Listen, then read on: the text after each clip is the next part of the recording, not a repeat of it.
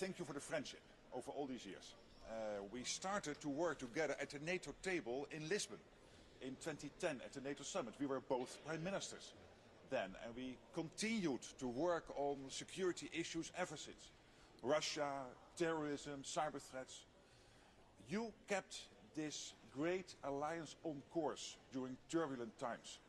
And can I say that largely thanks to you, NATO is now bigger, it is stronger, it is more united than ever. So it is, for me, a great honor to follow you as Secretary General, to fill your big shoes, so to say. We both believe that a strong transatlantic bond is the foundation of our alliance, and I can assure you, I will do my utmost to ensure that it will stay rock solid. You already mentioned the priorities you have been working on, and these priorities we will take forward in the future. Ukraine. We have to make sure that Ukraine prevails as a sovereign, independent and democratic nation. Of course, our deterrence and defense. We have to spend more. We have to increase our collective defense. And you have achieved so much, Jens, on that particular subject. And then, of course, you were the one building all those alliances all around the globe. NATO's partnerships. And they have to go wider and deeper, given all the insecurities in the world. But one thing will not change, Jens, and that is NATO's core mission.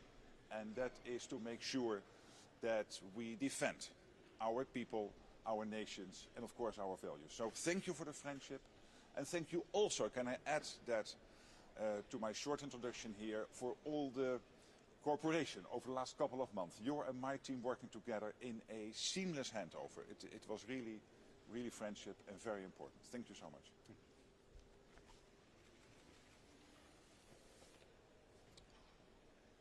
I think there are times for a couple of questions. Okay? How important is it to be here together, to have this personal exchange and transition? I know when you started, your predecessor was already gone, not in office anymore. So how useful is it for you to have this moment together? Thank you. Also, I appreciate this very much, because this is, for me, a way to say goodbye, but also to welcome Mark Rutte. And I hope that Mark also appreciates the fact that we are together, also demonstrating something which is important in every democratic nation and in every democratic institution, the kind of peaceful, friendly handover of power. And that's exactly what we're doing now. Yeah. And showing the friendship and the fact that the teams have been working basically since early July together to make sure that in those 3 months the handover would be perfect. And it is. So, yes, for me this is also very important. Mr. Stoltenberg. We do that, and then we do this, and then that one. What about Lebanon? Yes, although obviously we are following closely what is happening in Lebanon, but obviously NATO has no specific role there, so we are, of course, as an alliance in constant contact with all our partners over there. And of course we hope that the hostilities will end as soon as possible. But there is also a clear worry here. Yes, could you also answer that the same question, because that was my question as well, the recent developments in Lebanon? So we are, of course, deeply concerned about the escalation we see in the Middle East and in Lebanon, and therefore we support the efforts of NATO allies to find a way to de-escalate and find a political solution, both to the ongoing hostilities in Gaza, but also the situation in Lebanon. Then I think we can do that one, and then that's the last one. For incoming Secretary General, what will be your absolute top priority on day one when you take office? Well, it's difficult to distinguish between the three priorities because, of course, Ukraine is at the top of the list. But also we need to do more in terms of our collective defense and deterrence. We have to invest more and close the capability gaps and try to achieve all the targets NATO has set here. And thirdly, we have to do more to make sure that we really build on the NATO partnerships which have been established over the years now, including in the Far East. So I would think they are all three equally important, but obviously Ukraine is very much in our thoughts. Okay. Excuse me. Mr. Rutte, Pim Cedee, De Telegraaf. A personal question for you, because you were our longest sitting Prime Minister in the Netherlands. You said to me, well, after that I'm going to be the teacher at a school in The Hague to have a different career.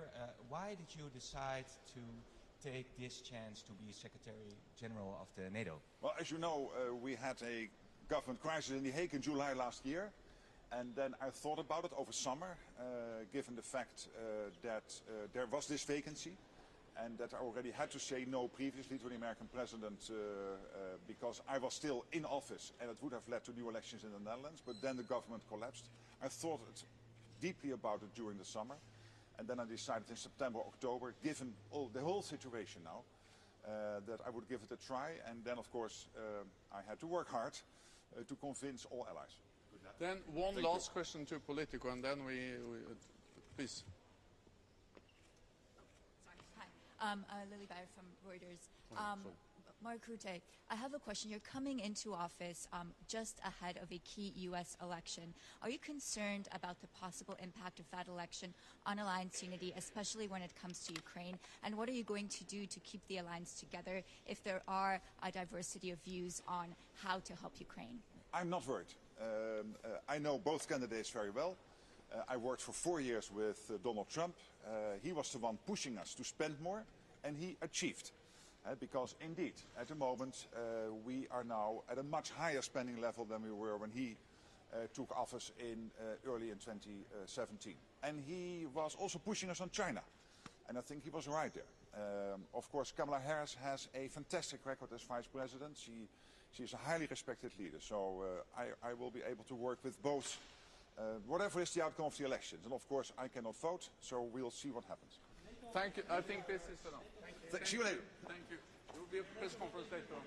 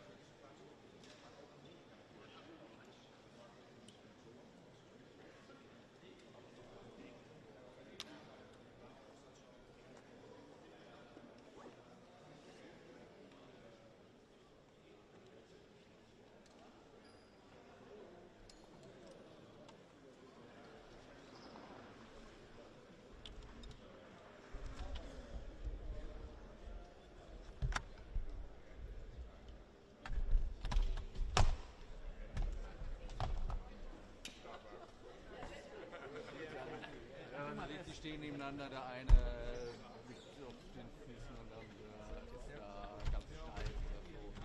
Der eine ist sehr ruhig, dann gestikuliert wird die Sachen. Wäre cool. Ich weiß, es muss sich ergeben. Ich weiß es auch nicht. Aber ich hab's gemacht. I do my best. Ja, ich werde es gerne ab. Naar links en dan zul je zien dat wij ook doen zeer kort. Daar kun je binnen gaan en dan de Victoria heb je direct de first week. Veel meer dan anders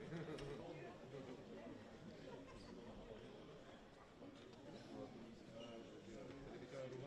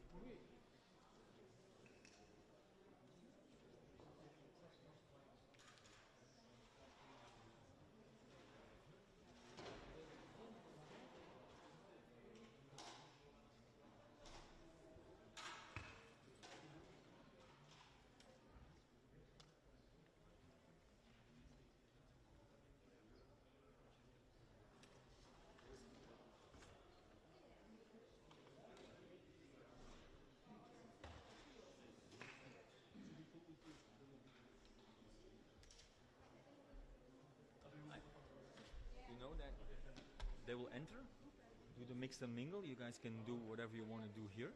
But as soon as they will start speaking, all press, you need to go out and go on that platform. Okay? If you want, there is a splitter box you can connect. I read the note, but I didn't know where. So It should be somewhere over there. I didn't check it yet, but it should be there. we go from here to over there. Yes. Yeah.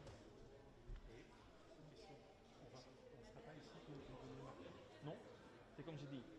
Tu peux rester ici pour le mix et mingle. Et après, dès ils commencent à parler, voilà, 10 secondes avant, tout le monde va quitter la table et se mettre là en haut. And at the moment, the security will ask you to leave the table. I will ask you to leave the table. Don't wait, otherwise I will put my, you know. De côté là, c'est beaucoup chouette là-bas. Parce que oui, il va vite comme ça. Donc, Rutte va à gauche. Il faut que Mark fasse là. Au moment où ils vont changer le marteau, ils vont être debout. Ils suivent le marteau, ils se mettent sur la même place, mais l'un à l'autre. Donc, Stoltenberg va être à gauche et Rutte va être au milieu. Ils échangent les drapeaux entre les deux. Non, ils échangent le marteau entre les deux. Ouais. Et c'est un marteau assez spécial, donc.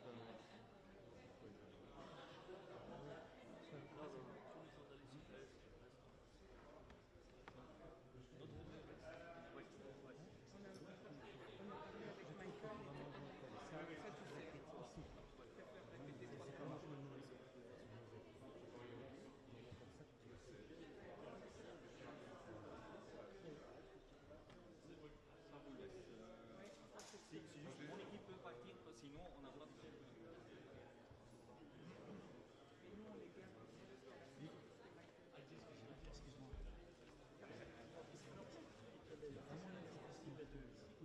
Mais non. Ouais, c'est pour ça que tout ça est vide pour vous. Oui, mais il faut pas toujours en face. Il faut pas toujours être en face. Hein. Ça... C'est la meilleure position, donc on peut pas être en face. Nous, nos photographes. C'est l'un ou l'autre?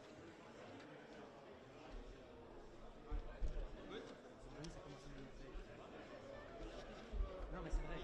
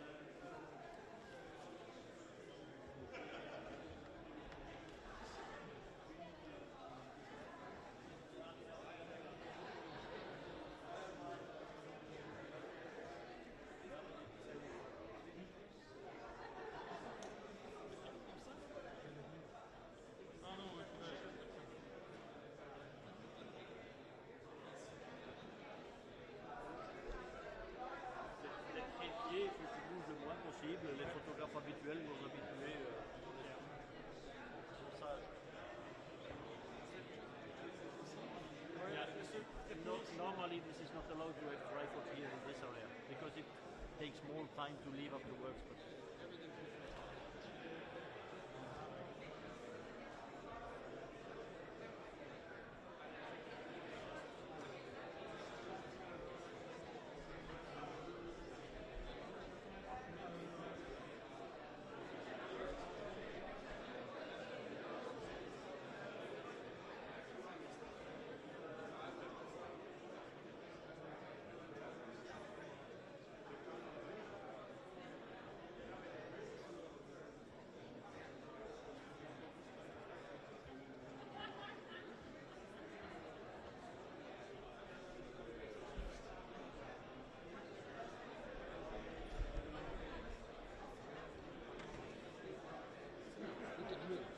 you can put your tripod on top if you like, eh?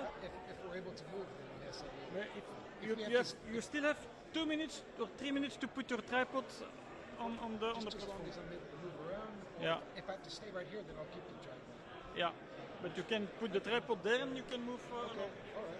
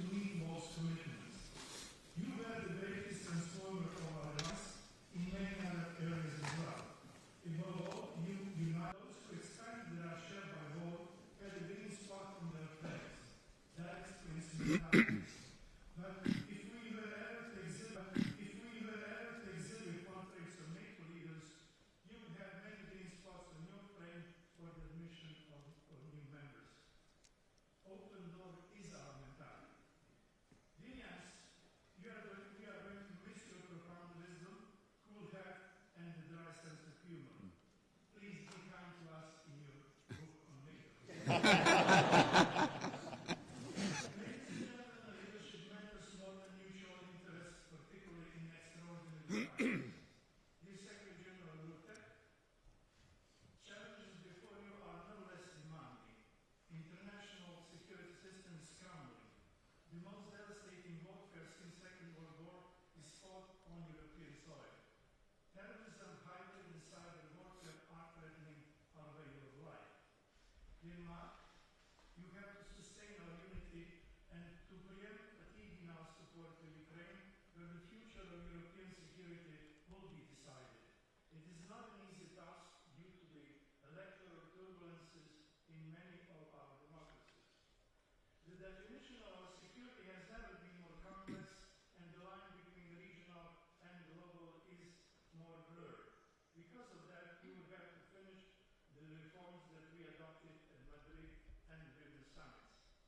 Challenges ahead of us requires a lot of diplomatic skill and strong leadership. We all believe that your long political experience, your strong dedication and working energy, backed by your firm beliefs and compassion, will lead us successfully through turbulent times ahead of us. You inherited a large alliance, and our collective strength is unprecedented in history. United, we stand with you. Thank you once again, Jens, and warm welcome to you, Mark. Thank you.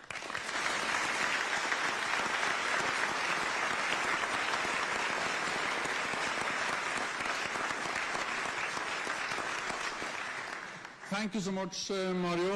Dear friends and colleagues, dear Mark,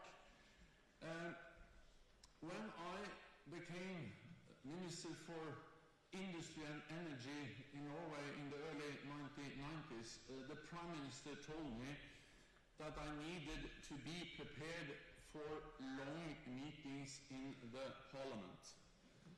And I had to sit for hours to listen to not always very exciting debates. But the Prime Minister also told me, remember that this is democracy. This is how we take care of our great nation and how we make decisions together.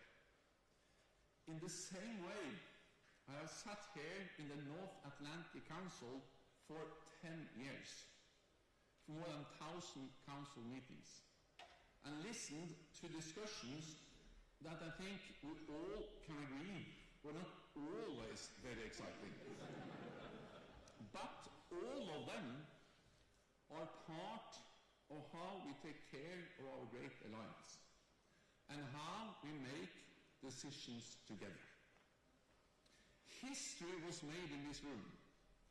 Over the last decade, we have achieved great things. We have undergone the biggest transformation of NATO in a generation. We have strengthened our defenses from having 0 to 8 NATO battle groups with tens of thousands of combat-ready NATO soldiers on our eastern flank. We have gone from thousands to 500,000 troops on high readiness, and from 3 to 23 allies spending at least 2% of GDP on defense. And we have strengthened NATO as an institution, doubling our common budget to ensure we can effectively deliver. Our family of allies and partners has grown. Montenegro, North Macedonia, Finland and Sweden joined our alliance. And Ukraine is closer to NATO than ever before. In 2014, we only provided marginal support to Ukraine. Now our support is massive, and NATO is coordinating it through our new command in Germany. We have also broadened our partnerships in the south, deepened relations with countries in the Indo-Pacific, and NATO-EU cooperation has reached unprecedented levels. Europe and North America, together in a strong NATO, is the only way forward. Unity remains our greatest strength. It has been an honor for me to be at the helm of NATO and to work with all your nations and with everyone at this table and in this building.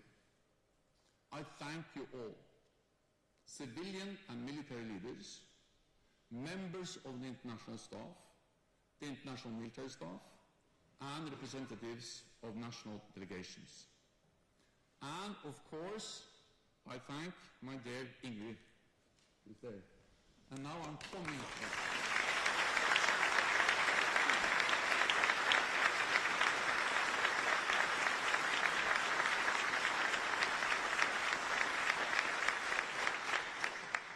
And this time I'll keep my promise. I'm leaving Brussels in a few hours. And now, Mark, to you. It is over to you. You know NATO well, and you are well known across the alliance. You have the perfect background and experience to become a great Secretary General of NATO. During your many years, 14 years, as Prime Minister, you have demonstrated that you know how to build consensus. You have led 4 different coalition governments, so you know how to make compromises. That is something which will be highly valued here at NATO. But you have also demonstrated that you don't compromise on our core values and principles. We see that with your personal commitment to our transatlantic bond and your unwavering support for Ukraine. Now is the time to leave and for you to begin your term as Secretary General of NATO. To mark that moment, I will hand you this gavel donated to NATO in 1963 by Iceland. It is used for special meetings in NATO. The last time it was used was when we had the last ministerial meeting in the old NATO building over the road, and then we use it again today. Whether you decide to use it every day is up to you. It's a Viking gavel. Mark, please receive this special gavel, and let me invite you to take the seat of the chair of the North Atlantic Council.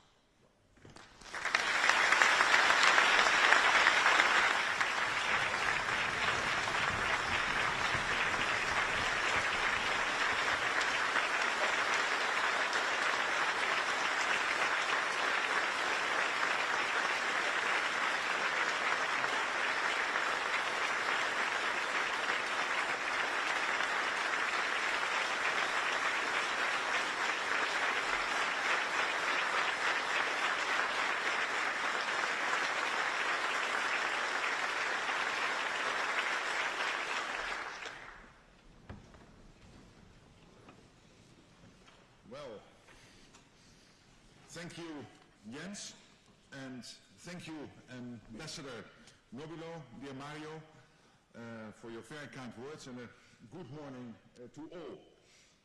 Merci, Jens, et bonjour à toutes et à tous. It is a great honor to be here and to take up the position of NATO Secretary General.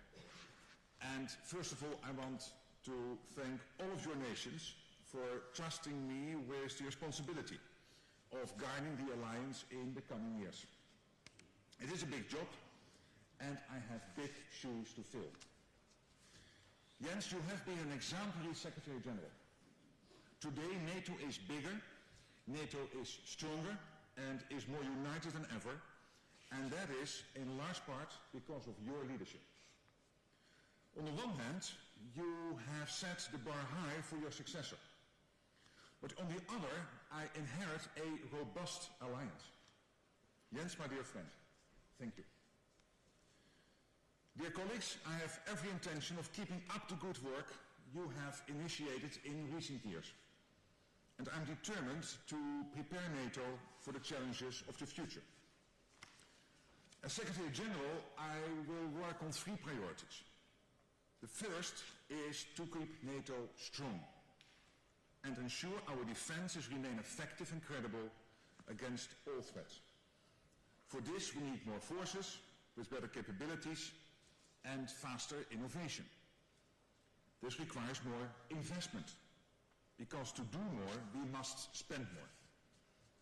There is no cost-free alternative if we are to rise to the challenges ahead and keep our 1 billion people safe. My second priority is to step up our support for Ukraine and bring it ever closer to NATO. Because there can be no lasting security in Europe without a strong, independent Ukraine. I know from personal experience with the downing of flight MH17 in 2014 how conflict in Ukraine is not contained to the front lines. So we must do our part. We must deliver on the package agreed at the Washington summit. The command, the financial pledge, and Ukraine's irreversible path to membership. And we must sustain this support into the future, because Ukraine's rightful place is in NATO. The third priority is to strengthen our partnerships with our unique and essential partner, the European Union, and with countries around the world that share our interests and values. Jens, you did a great job building stronger connections with partners, especially in the Indo-Pacific. In a global and interconnected world, our security has to be a team effort. And I look forward to working closely with all allies. All of you around this table, in this building and all across NATO. If any job could make me leave my home city of Den Haag, it is this one. Ambassador Petridis, dear Ariadne, I want to thank you and your country for welcoming me here in Brussels. It is a city I have gotten to know well over the years, thanks to the endless amount of EU Council meetings I have attended. And it is now my home away from home. I'm eager to roll up my sleeves, get to know every one of you, and get to work together. So I want to thank you very much, and I believe now the right wording is that I have to say this meeting now stands adjourned.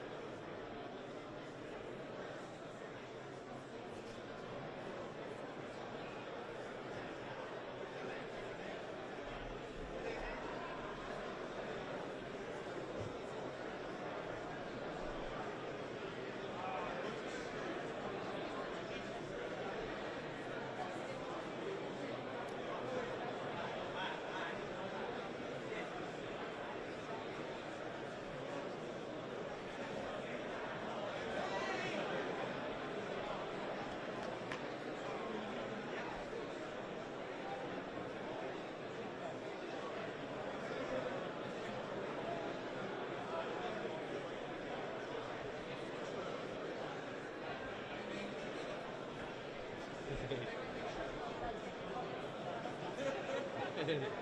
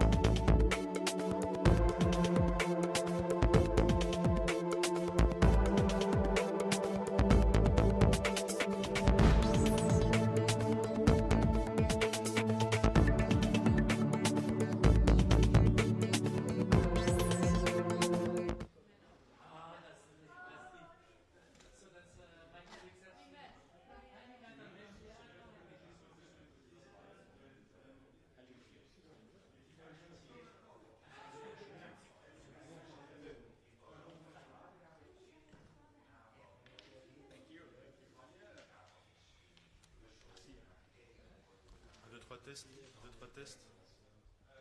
1, 2, 3 test.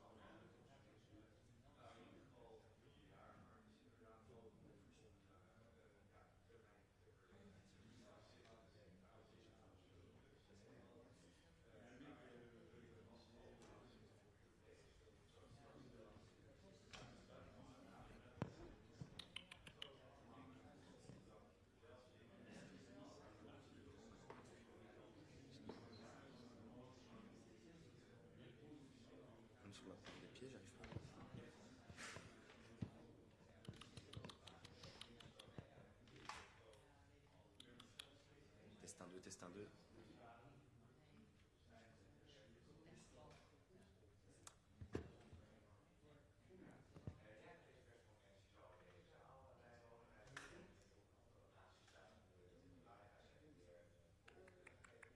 Test 1, 2.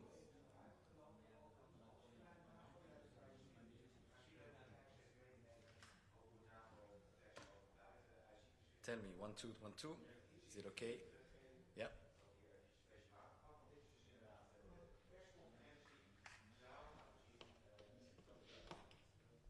Tell me, 1, 2, 1, 2.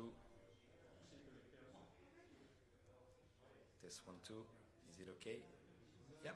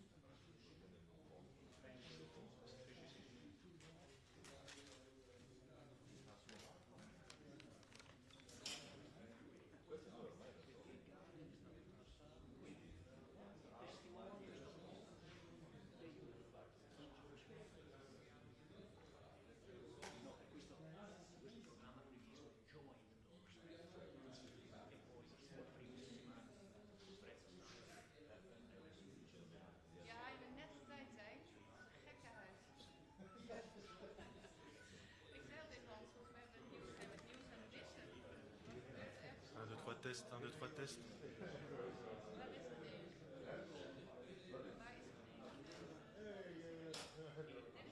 1, 2, 3 test, 1, 2, 3 test. 1, 2, 3 test, 1, 2, 3 test. Ok.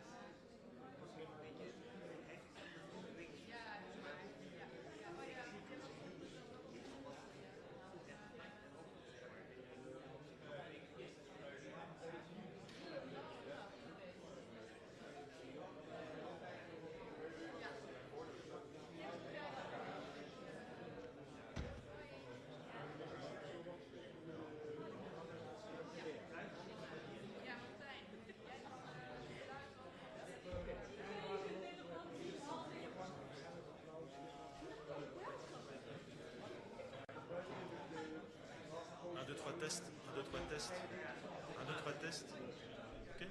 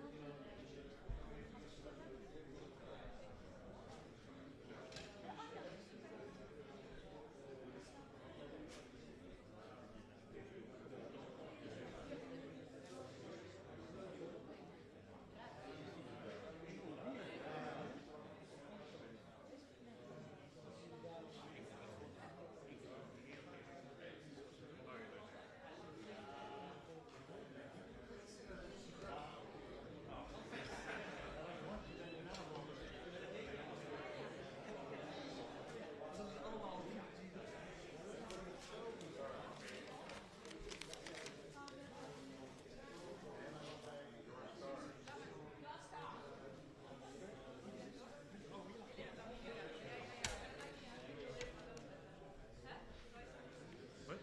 1, 2, 3 test. 1, 2, 3 test.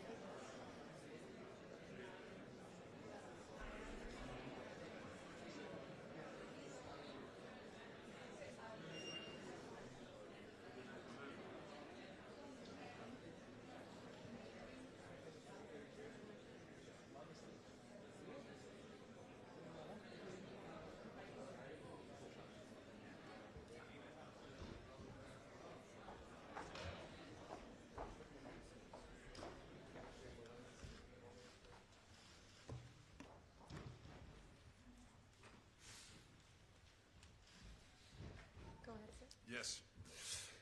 Good afternoon. And I'm glad to see all you here today.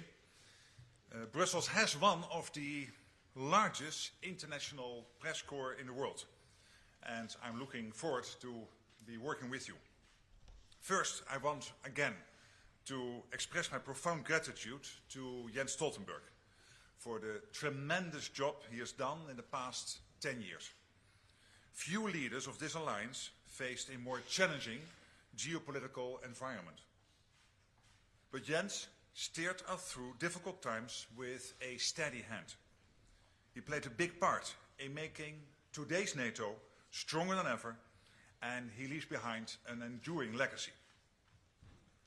I also want to thank the 32 allies for their trust and confidence, for choosing me as his successor.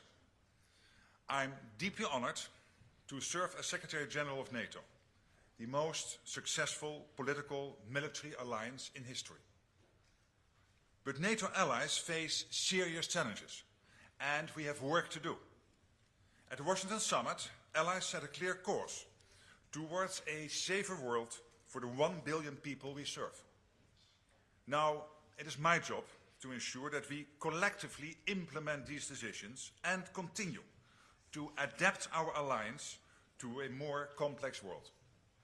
All 32 allies have their unique role to play, and there's nothing we cannot achieve together. I have 3 priorities. Ensure we have the capabilities to protect against any threat. Support Ukraine in fighting back against Russian aggression. And addressing the growing global challenges to Euro-Atlantic security. First, on our military capabilities. NATO's core mission is to ensure our collective deterrence and defense. Over the past decade, we have made tremendous progress in ensuring we have the forces and capabilities to deter and defend against any threat from any direction. But we must go further and faster to meet the enormous challenge ahead. We need more better equipped forces, a more robust transatlantic defense industry, increased defense production capacity, greater investment in innovation, and secure supply chains. Allies are already stepping up with plans to acquire thousands of air defense and artillery systems, many hundreds of modern aircraft, mostly 5th generation F-35s, as well as substantial high-end capabilities. But to truly match our capabilities with our needs, we need significantly more defense spending. And I will work with allies to ensure that we invest enough in the right areas and that we shoulder the burden for our collective defense equitably. We must each pay our fair share. My next priority is support for Ukraine. I've traveled to Ukraine several times in the recent years, to Odessa, Kyiv, Bucha, Borodyanka and Kharkiv, close to the Russian border, where I witnessed firsthand the brutality of Russia's war of aggression and the bravery of Ukraine's people in their fight for freedom. Supporting Ukraine is the right thing to do, and it is also an investment in our own security, because an independent and democratic Ukraine is vital for peace and stability in Europe. And the cost of supporting Ukraine is far, far lower than the cost we would face if we allow Putin to get his way. I know from personal experience with the downing of flight MH17 how the conflict in Ukraine is not contained to the front lines. It was a tragedy that shook my country 10 years ago, one that must never be repeated. At the Washington Summit, allies agreed a support package for Ukraine, including with a NATO command, a long-term financial pledge and an irreversible path to membership. I will work with allies to ensure that we fully implement our decisions and that we continue to bring Ukraine ever closer to NATO. NATO's focus must remain obviously on the Euro-Atlantic security, keeping our 1 billion people safe. But the threats we face are increasingly global. Therefore, I will deepen our partnerships with like-minded nations, near and far, that share our values. The European Union is NATO's unique and essential partner. There is potential to boost our cooperation in many areas, from supporting Ukraine to countering hybrid threats. We will also increase our engagement with partners across the Middle East, North Africa and the Sahel regions to foster stability in our southern neighborhood. We must do more to counter the threat of terrorism to our nations and our populations. And further afield, we will enhance cooperation with our Indo-Pacific partners. Through its support for Russia's military industry, China has become a decisive enabler of Russia's war in Ukraine. China cannot continue to fuel the largest conflict in Europe since the Second World War without this impacting its interests and reputation. Russia is also receiving support from North Korea and Iran that allows it to sustain its illegal war. Later this month, Australia, Japan, New Zealand and South Korea are participating in a NATO Defence Ministerial for the first time. I look forward to welcoming them and forging a shared approach to our shared challenges. Finally, I want to thank all the men and women in uniform serving our alliance. You put into practice the defense of our freedoms every day, often at great risk to yourselves. Thank you for your service. I look forward to working with all of you, and I cannot wait to get started. And with that, I'm ready to take your questions. Thank you, Secretary General. We'll start with the BBC, please. Thank you very much. Jonathan Beale, BBC Secretary General. Congratulations on your appointment. Could I just ask you two questions? The first is, the last Secretary General made clear that he supported Ukraine in its request to use Western-supplied long-range weapons like Storm Shadow, ATACMS, to hit military targets inside Russia. What is your position on that? Do you support Ukraine in its request for Western countries to lift those restrictions, and will you be asking Western countries to do that? My second question is, you've yourself talked about the need for significant more defence spending. I just wondered whether you think you set a good example as the Dutch Prime Minister. You spent 10 years before you reached 2%. That was 10 years after NATO allies met in Cardiff to agree the 2% goal. Do you think you practice what you preach? No. I'm happy that the Netherlands is now at 2%. Obviously, the 24th of February 2022 was a wake-up call for many, also for my country, and I'm very happy that we are now at 2%, but obviously you have a point here that we should have done this earlier. Then on your other question, let's not forget Ukraine is fighting a war of self-defense. And that means that Ukraine has the right to defend itself. And as we know, international law, and according to international law, this right does not end at the border. So that means that supporting Ukraine's right to self-defense means that it is also possible for them to strike legitimate targets on the aggressor's territory. At the end, it's up to each ally to determine its support for Ukraine. That's not up to me. This is for the individual allies in their relationship with Ukraine. And we also have to be clear that not one single weapon alone will win the war. But obviously this is an important debate. How do you support Ukraine's request? Well, I can understand Ukraine's request. I understand. So I'm with Jens Stoltenberg on this and what he said before. But in the end, it is up to each ally to decide what they want to do. And when I look at the particular allies which are involved here, they have now, for example, the United States and their leadership, they have spent tens of thousands, tens of billions in dollars to support Ukraine's right to self-defense. And let's be clear, Ukraine likely would not exist as a country today without the US support. Okay, we'll go to NPR Deutsche Welle. Terry? Hi, thanks. Over here, Terry Schultz. Nice to meet you, nice and to meet you. Welcome to NATO HQ. Thank you. I've covered you're the fourth Secretary General that I've covered, and to be fair, all of them come in saying that they're going to improve the cooperation with the European Union. Maybe you have more EU experience than the rest, so I'm interested in specifically how you're going to do this. Is this going to help on military mobility? And on the capability targets, you've got new defense plans, biggest revamp in decades. How are you going to help the SACEUR come up with these increased number of troops that they've promised? What are you going to do specifically about production capability?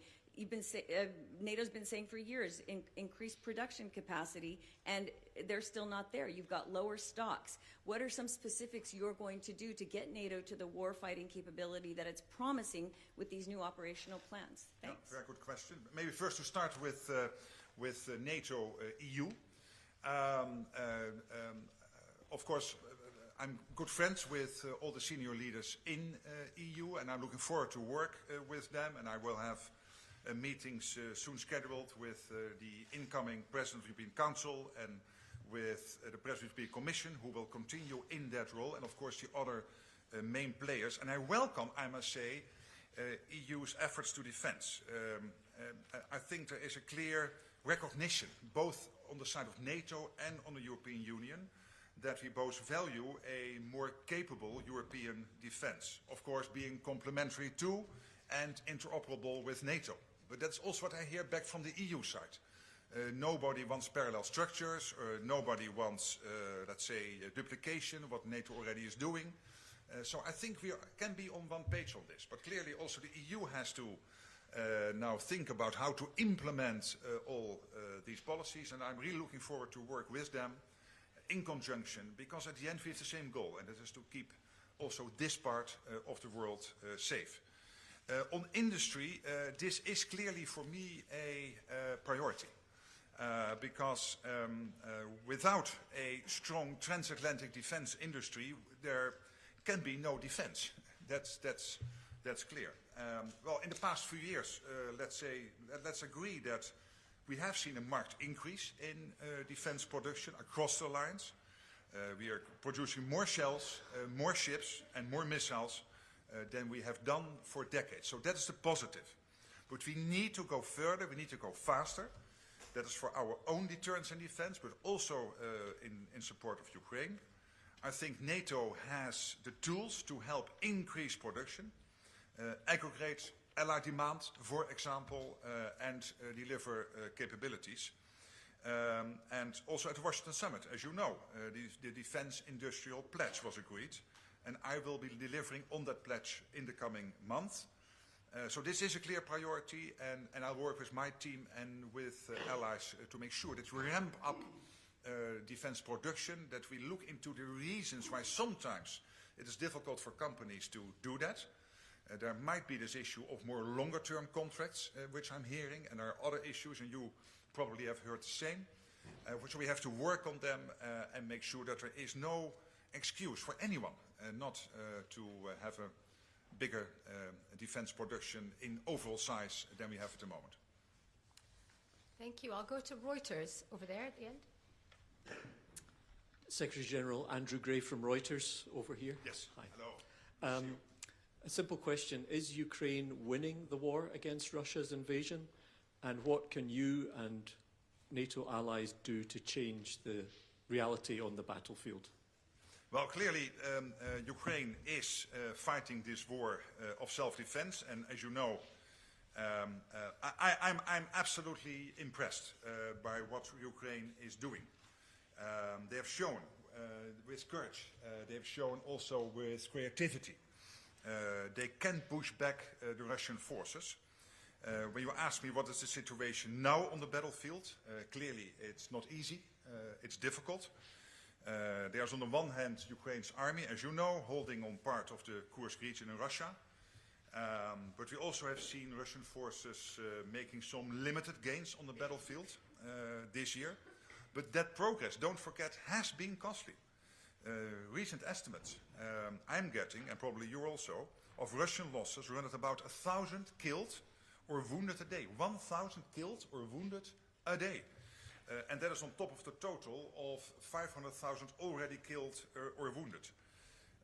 And therefore it is crucial that because of this continuing Russian onslaught, that allies are providing the billions of additional aid. And as you know, allied leaders will be at Ramstein in a few weeks to address Ukraine's most urgent battlefield needs and to coordinate the further support. Okay. Over to ZDF. Meneer Rutte, Piet Ekman, ZDF. U spreekt over de niet aflatende steun aan Oekraïne. Maar die steun aan Oekraïne ligt heel moeilijk, zowel in Amerika, toenemend moeilijker in Amerika en ook bij de Europese bondgenoten. Wat denkt u, wat kunt u daaraan doen en hoe lang is dit nog vol te houden? En de tweede vraag is, denkt u dat u tijdens uw ambtstijd als generaal-secretaris van de NATO, dat u nog gaat meemaken dat Oekraïne werkelijk lid wordt van de NATO? Well, the first question is on whether the support for Ukraine will continue, both on the European side as well as on the US side. And I'm absolutely optimistic about this. Because everyone I speak with in America, on the Republican side, on the Democrat side, but also here in Europe, understands that if Russia would win in Ukraine, if Putin would get what he wants, that would ultimately mean that our security situation is in a much more difficult state. That it means that he would gain 1/4 of his territory and 1/4 of his population extra. So this is the direct defense impact it would have. And obviously this is also about our values, why we are helping and defending Ukraine. I worked with Donald Trump for 4 years. I've been in close talks with Kamala Harris. I respect them both very much. I am absolutely convinced that on this issue, they both see what is necessary. And when you take, for example, President Trump, thanks to him, we pushed up the defense spending. We sped up the defense spending since the summit here in 2018 particularly. But also what he said on China is now very much taken on board, I think, by many of us.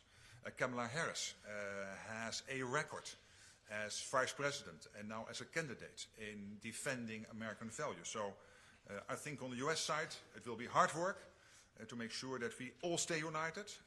But at the end I'm convinced that we all understand why this is necessary, because our defense and our values are at stake here. So this is very fundamental. Your other question was on...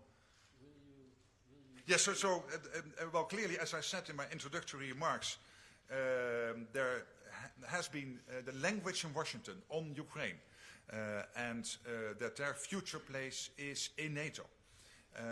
Of course, what we now first have to deal with is the war, and to make sure that Ukraine prevails, and that Ukraine prevails as an independent, sovereign and democratic nation. That is now the priority. And I don't want to get into now what type of pathways there are to NATO membership, because there are so many varieties here and so many options.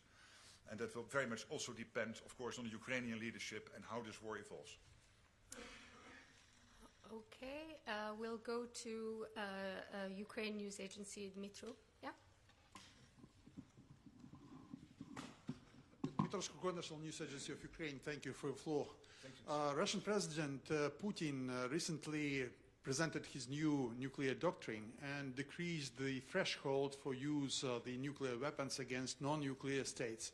Clearly, it is a threat for Ukraine, but also for NATO countries who are supporting Ukraine. My question is, would that somehow impact the support NATO provide to Ukraine? And the second part of the question, do you consider the necessary to maybe adjust the nuclear deterrence NATO now have? Thank you so much. Well, of course, we hear regular threats from the Kremlin, and it's true that Putin's nuclear rhetoric is reckless and irresponsible, but at the same time, let me make absolutely clear, we do not see any imminent threat of nuclear weapons being used.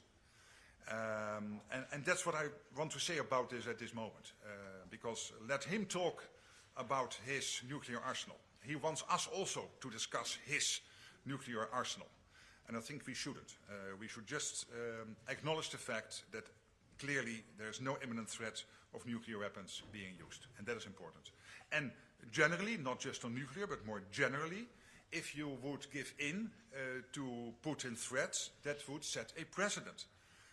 That using military force allows a country to get what it wants. And we cannot do that. Okay, I'll go to NOS. Thank you. Congratulations. Thank As you. we are talking here, there's just been announced another air alert in Kiev. And the Kremlin said today that they do not expect any major policy change from NATO's new Secretary General, that's you. My question is, how are you going to surprise the Kremlin? Well, first of all, let me say that the Kremlin on this particular issue has excellent sources. And I couldn't have said it in a better way than they did in that press release. Because I'm very much an admirer of Jens Stoltenberg and of his agenda. Obviously, over time, you will see different emphasis on different issues. You will see a difference in style. That's unavoidable. We are different persons. But I think the agenda he and the Council set out, the decisions taken in the Washington summit, they are all necessary to make sure that we can not only today counter any threat against NATO territory, and we can, but also in the future we will be ready to do so. But obviously over time things will change because also the situation changes. And one of the issues I want really to spend time on, as I said before, is this issue, and I know that this is also very close to Jens Stoltenberg's heart, is defense production, the industry, and how to get them on board and to make sure that the big defense industry companies will open more, will have more shifts, will work 5-6 shifts through the week, including the weekends, to produce what we need in terms of missiles and all the other stuff we need. Thank you. Thank you. We'll go to Interfax Ukraine, right there. Thank you for news agency Interfax Ukraine, Irina Sommer. Secretary General, what will be your approach to Ukraine's membership in NATO? Are you going to build a consensus to invite Ukraine as soon as possible, or it will be let's wait and see? Dank u wel. Dank u wel, and thank you, and good to see you. I think the Washington summit clearly took the next step in the summit conclusions, and I'm very happy about that. Obviously, what we now have to focus on is the war effort, and to make sure that, and this is the paradox, the more we help Ukraine at the moment, the sooner this will end. Putin has to realize that we will not give in, that we want Ukraine to prevail. In the end, when you talk about peace, it's up to the Ukrainian government to decide when they are at a stage that they want to discuss peace and peace talks, etc. That's for later. And obviously, we have to look at all these developments over the next 6 months, year, 2 years, also in the context of a possible future NATO membership. But it's very difficult at this stage to exactly predict how the one and the other might, yes or no, be connected. Okay, I'll go to NHK.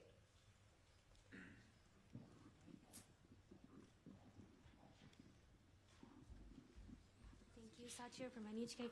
On the IP4 cooperation, I'd like to ask could you elaborate more on how you plan to deepen the ties with the IP4 countries, and in what fields you wish to deepen the cooperation? Well, I think this cooperation is crucial. And I was so happy that at the leaders level, the last few summits, we saw the prime ministers of New Zealand, Australia and Japan and the president of South Korea participating. And I'm so happy that the defense ministers will participate mid-October in the next defense ministerial. That is crucial. Why is this crucial? Because Russia gets support from North Korea, from Iran, but also from China. There are also other issues at stake in the Indo-Pacific. And that is why we need to strengthen our ties with our Indo-Pacific partners. And we also have to discuss to get more and more meat to the bone. And of course we can think of many ways to do that. I'm not going now to go into what that particularly might be, because I want also to discuss this with the defense ministers and with the leaders. But clearly there is now a base.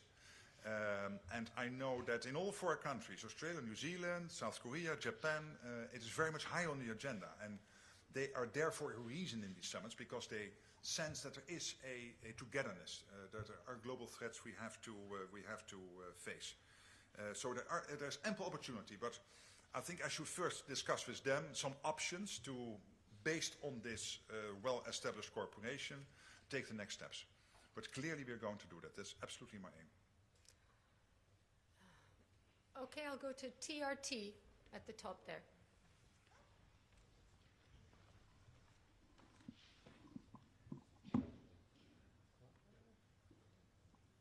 Mr. Secretary General, welcome to Brussels and Thank congratulations. You visited Turkey last April and you met with President Erdogan. As you know, Turkey has expectations such as the fight against terrorism and the lifting of embargoes between allies. And at the same time, during Stoltenberg's term, a special coordinator for counterterrorism was established in NATO.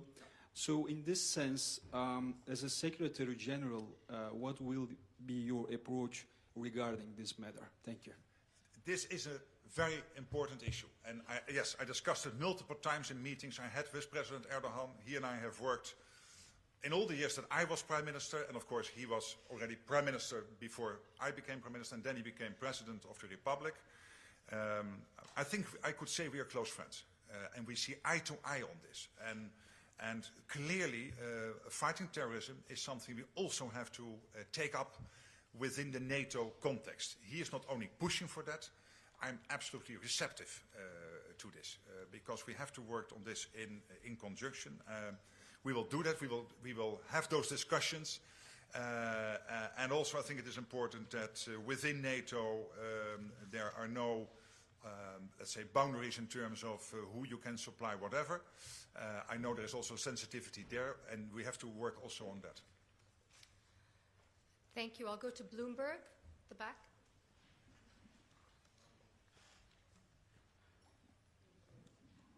Welcome. Congrats, Secretary General. You mentioned China. I want to ask, is there a red line for China in its support to Russia that would trigger a strong NATO response? Well, at the moment, I think the problem we are facing with China, as I said in my introduction, is that it is an enabler. It is an enabler of Russia's brutal war of aggression. And I was visiting in my previous role as Prime Minister of the Netherlands, I was visiting China mid-March and had discussions there with the senior leadership. And I said, I don't understand why, for close friends, as they call me and others here in Europe, you bring us under threat, that you are supporting Russia, that you are delivering the microelectronics, that you are delivering the raw materials, the sanctions circumvention, the dual-use goods in general. And this has got to stop, and it has an impact on their standing in the world. That's clear. So I'm not now literally going to answer your question, but clearly this is an issue we are facing, and is also a reason that we have to work closely together also with the friends in the Indo-Pacific. And Russia, and this is another problem, is not getting all of this for free. They are not getting the ammunition from North Korea for free. They are not getting the missiles and drones from Iran for free. They are not getting the microelectronics and raw materials and other dual-use goods and all the sanction circumvention from China for free. What Russia has to deliver back to them in return is clearly helping them to develop their programs. Including missile programs and nuclear programs. And they are violating UN Security Council resolutions. So this is really a big issue we are facing. Okay, we'll go to Kurdistan 24.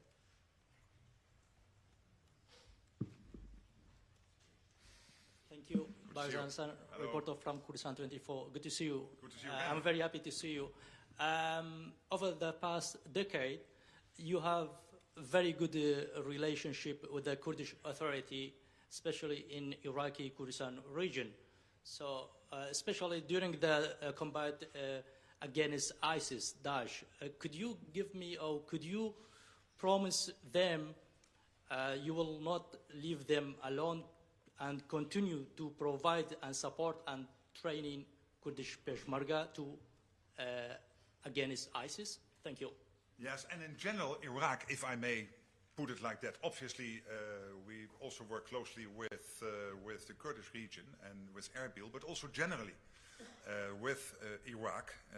We work with our partners to build, as you know, stronger security forces. We are fighting terrorism, obviously fully respecting Iraq's sovereignty and independence. I know that Jens Stoltenberg, my predecessor, he met the Iraqi Prime Minister just a couple of days ago. I think it was in New York. And we will stay in close contact with the government. And obviously, at the same time, also very much focusing on the safety of our people there and taking all the precautions necessary. Thank you. We'll go to AFP. Max.